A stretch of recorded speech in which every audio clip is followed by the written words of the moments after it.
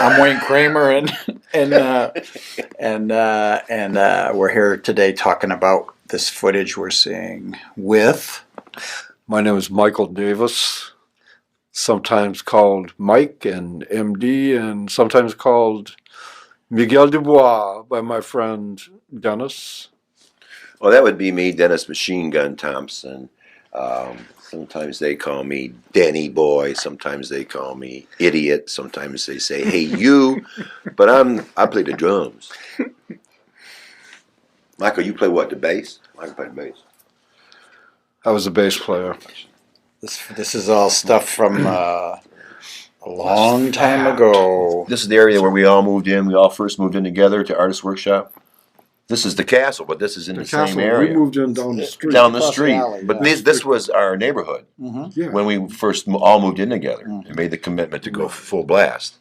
Yeah, because it was campus. it was like We all a congealed there.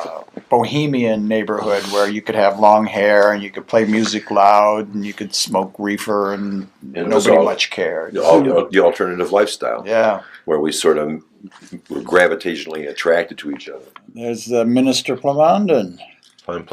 Minister of Defense in the White Panther Party. yeah. That's his Beautiful wife, wife, Jeannie Jeannie. Plamondon. She's the Ministress of Defense. Everybody smokes cigarettes. There's everybody that's hanging out at the artist workshop Yeah. there.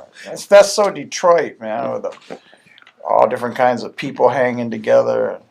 And it tongue out like that. That's so Detroit too. Well, we had a clique of about 20 people, right? Yeah, Essentially, as it evolved, Yeah. and everybody had sort of like a title, a working title, what they did. Jesse Crawford was a spiritual advisor, and we had a minister of information. And who was that? I don't. We need to find that information. We better look Where are we that going up. to find that Where's the information about the Minister of Information? Funny thing about information, you need a minister to find it. Right. But this was all in fun. This was all joking. It was this all- is something I don't think people understand about us. That it was it was all tongue in cheek, sitting It was around, all around a hilarious. table, smoking a joint, having a good old time. Yeah.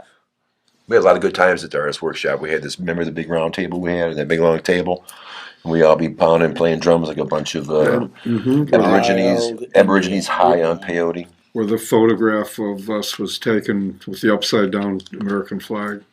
That's right.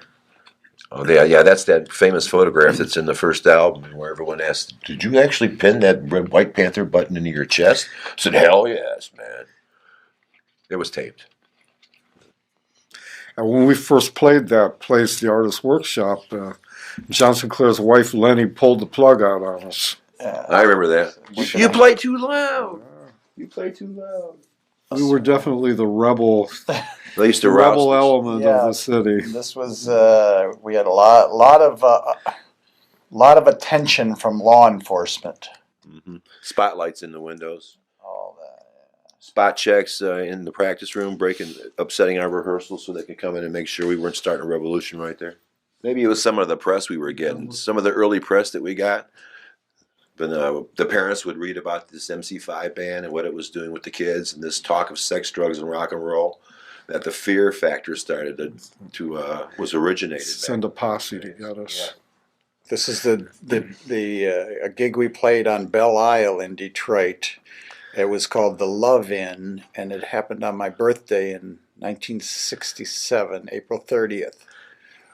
We were all much younger then. 67 is the year of Love It, right? There's Sinclair. John Sinclair.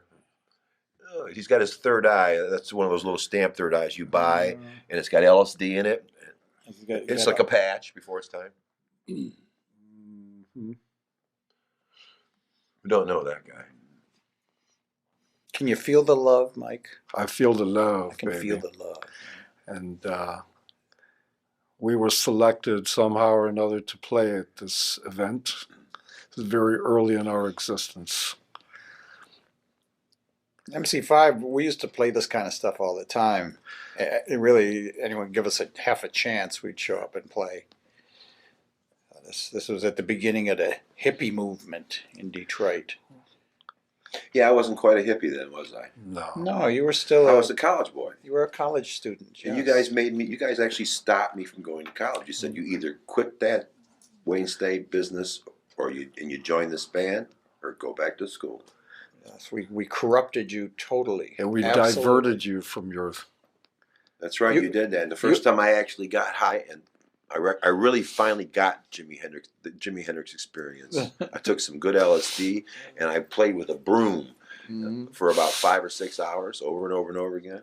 And I've never been the same ever since. So you were going to figure out the secret to antimatter. Yeah, at was that night. Your life's that I night. think I had the secret to it that night too.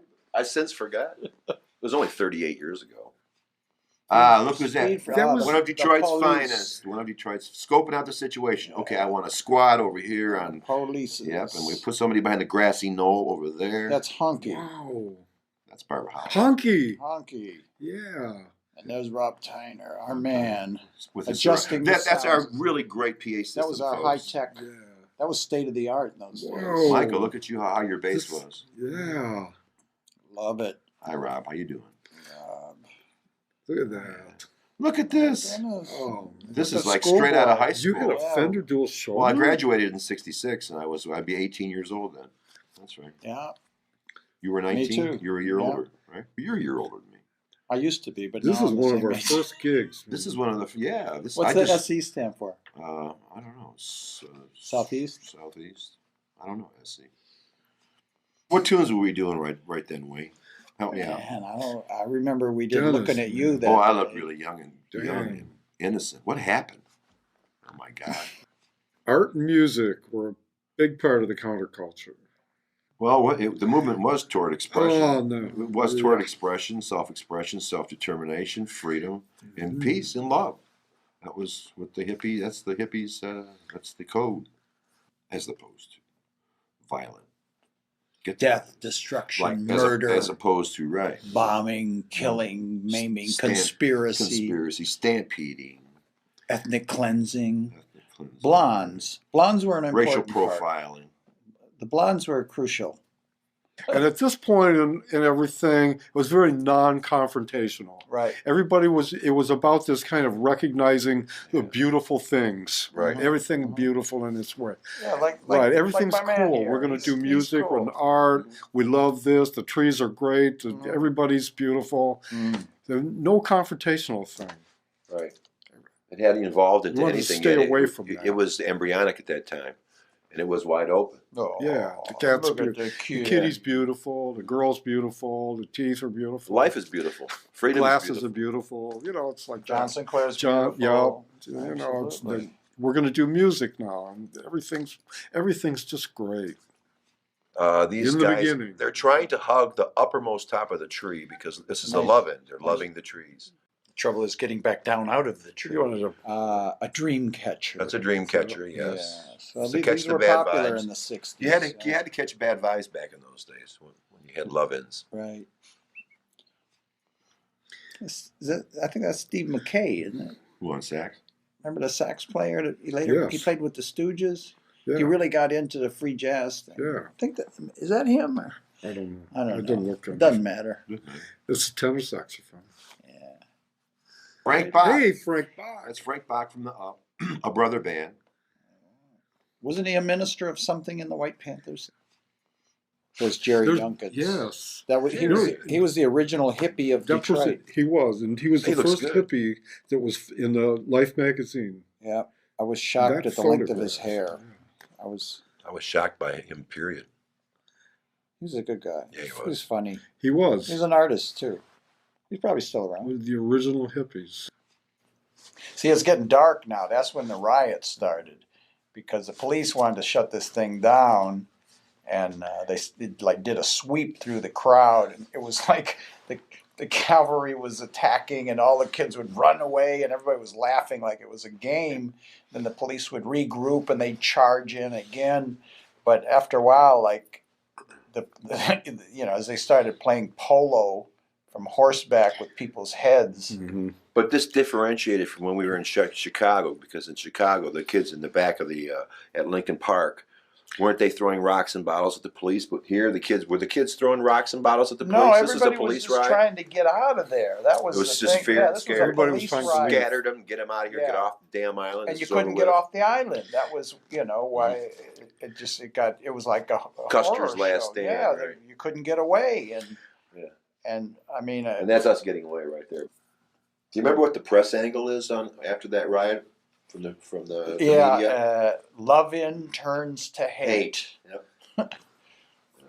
It was pretty nasty at the end, man, with the police. I mean, they just beat everybody's Yep. ass. I mean, that was the first time I ever really experienced, you know, the thuggery of the police, you know, that they just did whatever they wanted to do. Nice. I mean, that really was like a polarizing experience for me to really like, you know, they're on one side and we're on the another other. side. Yeah. Yeah. You know, you grow up thinking that, well, the policeman's your friend, and then you see him just, you know, To serve and protect. yeah, and then you witness them just beating people senseless for no reason. It tends to radicalize you. I think in our youthful naivety, we thought that what we were onto with this cultural explosion was that it was going to grow and grow and grow, right? And it did. This is the whole beginnings of the radical student movement, and the anti-war movement, and all that. The early days. Great days, the beginning.